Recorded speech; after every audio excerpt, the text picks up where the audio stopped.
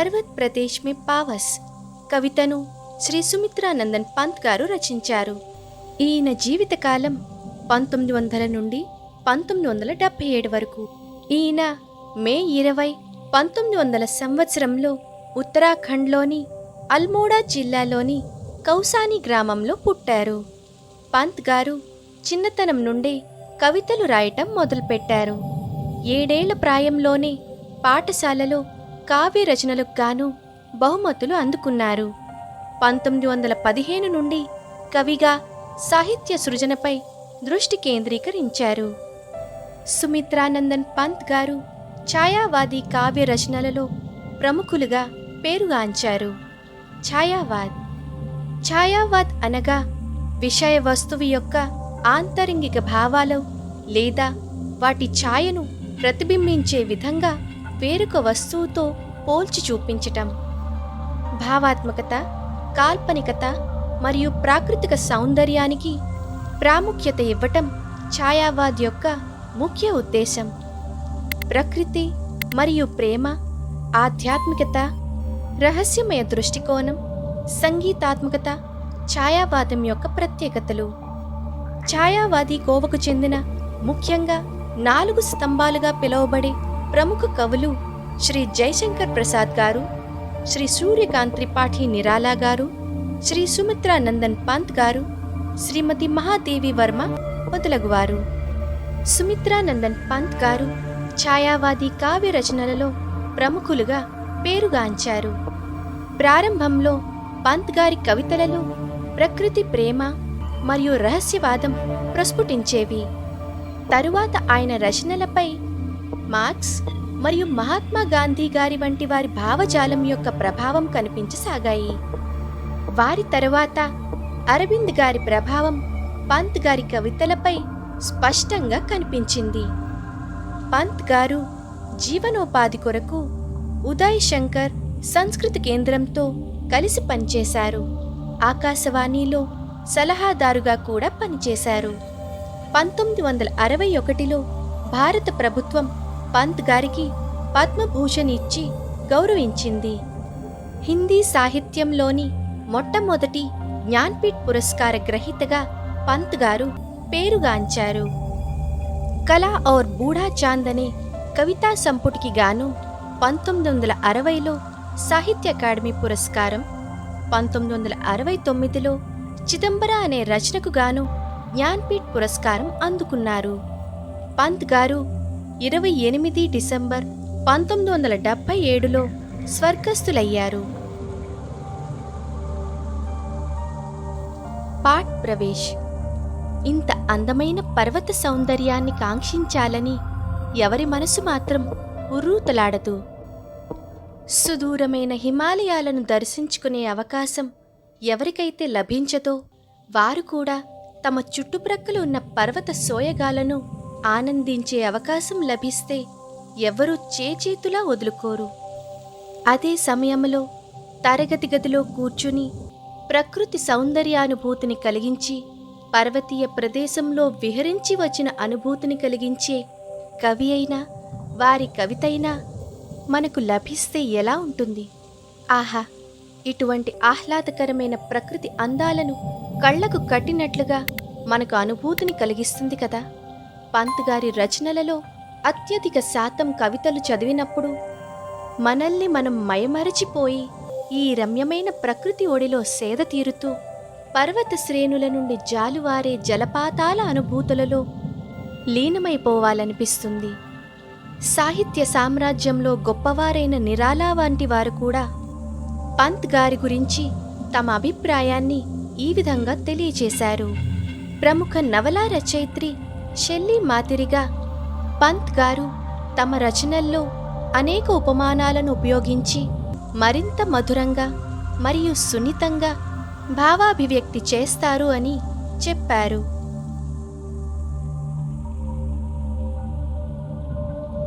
పర్వత్ ప్రదేశ్ మే పావస్. ఇప్పుడు ఈ కవితను రాగయుక్తంగా నేర్చుకుందాం. पावस ऋतु थी पर्वत प्रदेश, पावस ऋतु थी पर्वत प्रदेश, पल पल परिवर्तित प्रकृति वेश। पावस ऋतु थी पर्वत प्रदेश, पल पल परिवर्तित प्रकृति वेश। मेखलाकार पर्वत अपार, अपने सहस्र दृग सुमन फाड़।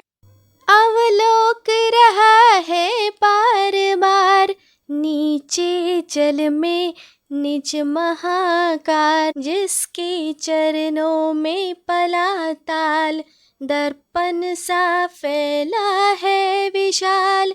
पावस ऋतु थी पर्वत प्रदेश, गिरि का गौरव गाकर झरझर।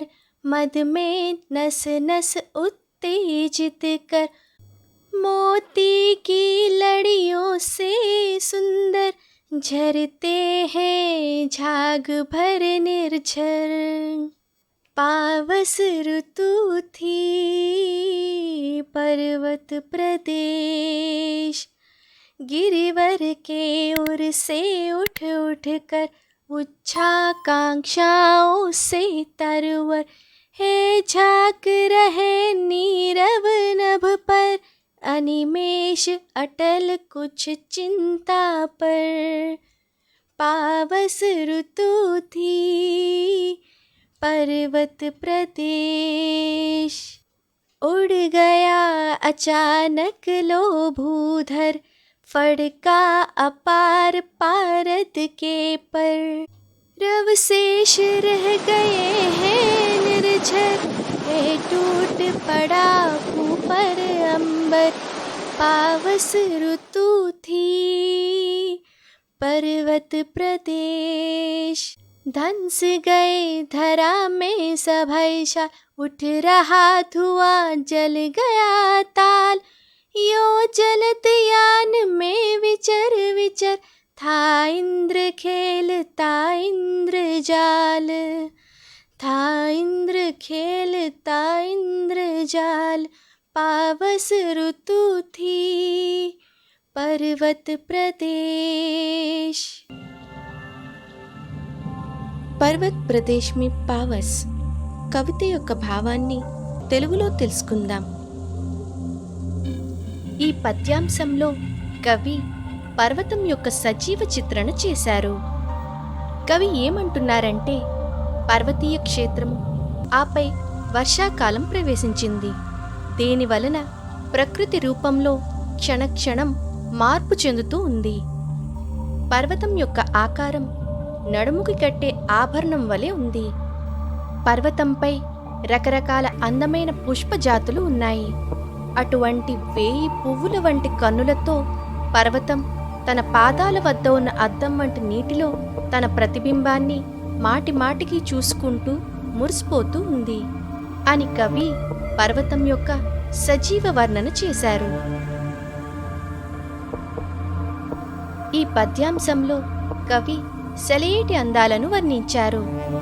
కవి ఏం చెప్పుచున్నారంటే, పర్వతం యొక్క గొప్పతనాన్ని చెబుతున్నట్లుగా పర్వత శిఖరాలపై నుండి ఝరఝరమంటూ సవ్వడి చేస్తూ సెలయేరు పైనుండి కిందికి చేరుకుంటుంది. ఆ సెలయేరు చేసే శబ్దము నరనరాల్లో ఉత్సాహాన్ని ఉరకలెత్తిస్తూ క్రిందికి చేరుకునేసరికి ఆ నీటి బిందువులు ముత్యాల సరాల వలె అందంగా ఆకర్షణీయంగా పైకి ఎగసి క్రింద పడి తెల్లని నురుగుగా విస్తరించి ఉన్నది.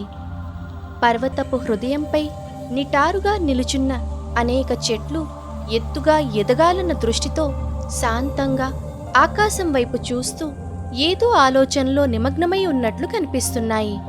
అనగా ఎల్లప్పుడూ ఉన్నతమైన స్థానాలను అందుకోవాలనే ప్రేరణ మనకు అందిస్తున్నాయి అని. ఈ పద్యాంశంలో కవి వర్షం కురిసిన తరువాత ప్రకృతిలో అమాంతం జరిగే మార్పులను మనకు తెలియజేస్తున్నారు. కవి ఏమి చెప్పుచున్నారంటే, కుండపోత వర్షం తరువాత అక్కడి వాతావరణం అంతా దట్టమైన పొగ కమ్మి ఎలా కనిపిస్తుంది అంటే, పర్వతమంతా ఎగిరిపోయినట్లు, అనగా ఆ పొగ మంచులో పర్వతం కనిపించకుండా మాయమైనట్లు ఉన్నాయి.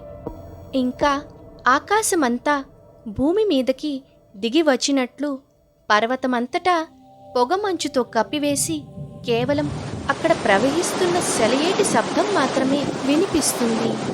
ప్రకృతి యొక్క ఇటువంటి భయానక రూపాన్ని చూసి చాల్ చెట్లు కూడా భయంతో నేలలో కూరుకుపోయినట్లుగా కనిపిస్తున్నాయి. నలుదిక్కులా పొగమంచు పరుచుకొని ఉండటంతో అక్కడ ప్రదేశమంతా ఒక చెరువు వలె కనిపిస్తుంది. ఇదంతా ఎలా ఉంది అంటే, ఇటువంటి వాతావరణంలో ఇంద్రుడు తన మబ్బుల విమానంలో ఇటూ అటూ తిరుగుతూ ఇంద్రజాలం చేస్తున్నాడా అన్నట్లు ఉంది అని కవి వర్షం కురిసిన తరువాత ప్రకృతిలో జరిగిన మార్పులను గురించి వర్ణించారు. विशेषताएं। मानवीकरण अलंकार यानी मानव से तुलना करना, अर्थात जहाँ जड़ वस्तुओं पर मानवीय चेष्टाओं का आरोप किया जाता है वहाँ मानवीकरण अलंकार होता है. అనగా ప్రకృతిలో ఉన్న జడ పదార్థాలను మానవుల ప్రక్రియలతో సరిపోల్చినచో అక్కడ మానవీకరణ అలంకార్ ప్రయోగించబడుతుంది. ఈ కవితలో మానవీకరణ అలంకార్ని ప్రయోగించడం జరిగింది. అనగా ప్రకృతి భాగాలను సెలయేర్లు, పర్వతాలు, మేఘాలు, వృక్షాలు, చెరువులు, నదులు మొదలైన వాటిని మానవుల యొక్క ప్రక్రియలతో సరిపోల్చడం జరిగినది. కవిత యొక్క మొదటి పద్యాంశంలో పునరుక్తి అలంకార ప్రయోగం జరిగినది. పల్ పల్, బార్ బార్. అదేవిధంగా దృగుసుమన్ ఇందులో రూపక అలంకార ప్రయోగం జరిగినది. దర్పన్సా ఫైలా ఇందులో ఉపమా అలంకార ప్రయోగం జరిగినది. కవిత యొక్క రెండో పద్యాంశంలో పునరుక్తి అలంకార ప్రయోగం జరిగింది. ఝర్ఝర్, నస్ నస్, ఉట్ ఉట్ మరియు ఝర్తే ఝాక్, నీరవ్ నబ్, అనిమేష్ అటల్ ఇందులో అనుప్రాస అలంకార ప్రయోగం జరిగినది. ఉచ్చ ఆకాంక్ష సే తరువర్, మోతియోం కి లడియోం సే సుందర్ ఈ విధంగా ఇందులో ఉపమా అలంకార ప్రయోగం జరిగినది. కవిత యొక్క మూడో పద్యాంశంలో రూపక అలంకార ప్రయోగం జరిగినది. అపార్ పారత్ కే పర్ మే. విచర్ విచర్ అనే పదాల ద్వారా పునరుక్తి అలంకార ప్రయోగం జరిగినదని తెలుస్తుంది. ఈ అలంకారాల ప్రయోగం వలన భాషా సౌందర్యం రెట్టింపవుతుంది. కవితలో వర్షా ఋతువు సమయంలో ప్రకృతి సౌందర్యం యొక్క సజీవ వర్ణన జరిగినది. సంస్కృత పదాల సుందర ప్రయోగం చేయబడింది. శబ్దార్థ్. పావస్ అనగా వర్ష ఋతువు. ప్రకృతి వేష్ అనగా ప్రకృతి రూపం. మేఖలాకార్ అనగా వడ్డానం వంటి గుండ్రని ఆకారం. సహస్ర అనగా 1000. దృగుసుమన్ అనగా పువ్వుల వంటి కన్నులు. అవలోక్ అనగా చూచుట. మహాకార్ అనగా పెద్ద ఆకారము. దర్పణ్ అనగా అద్దము. మద్ అనగా ఉత్సాహము. ఝాగ్ అనగా నురుగు. ఉర్ అనగా హృదయము. ఉచ్చ ఆకాంక్ష అనగా ఉన్నతంగా ఎదగాలనే కోరిక. తరువర్ అనగా చెట్టు. నీరవ్ నభ్ అనగా ప్రశాంతమైన ఆకాశం. అనిమేష్ అనగా తదేకంగా చూడటము. చింతాపర్ ఆందోళన. భూధర్ అనగా పర్వతము. పారద్ కేపర్ అనగా పాదరస వర్ణము వంటి తెల్లని రెక్కలు. రవశేష్ అనగా కేవలము ధ్వని. సభయ్ అనగా భయముతో. షాల్ అనగా సాల్ చెట్లు. శాస్త్రీయంగా షోరియా రొబస్టా అని పిలుస్తారు. అడవులలో ప్రధానమైన చెట్ల జాతులలో ఒకటి. తాల్ అనగా చెరువు. జలదియాన్ అనగా మేఘాల విమానము.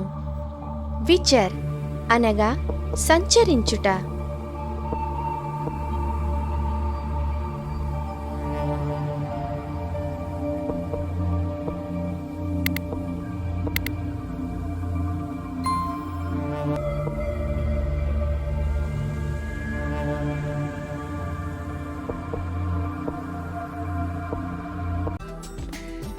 Thank you for watching. మరిన్ని వీడియోల కోసం మా మనోరంజక్ హిందీ ఛానల్ను సబ్స్క్రైబ్ చేసుకోండి. Please give a like and share.